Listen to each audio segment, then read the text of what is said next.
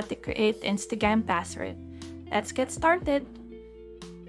First, open your Instagram app and go to your profile by clicking at your profile icon at the bottom right corner of your screen.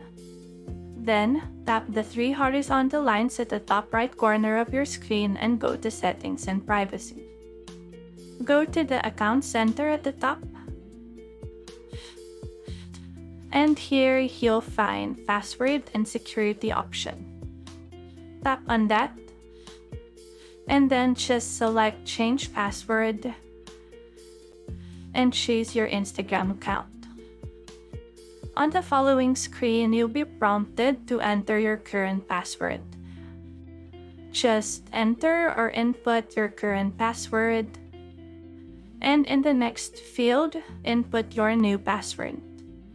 Just remember that the password should be at least 6 characters long and include a combination of numbers, letters, and special characters. After that, just confirm your new password in the next field, and then tap Change Password to apply the changes. And there you have it. You've successfully created a new Instagram password.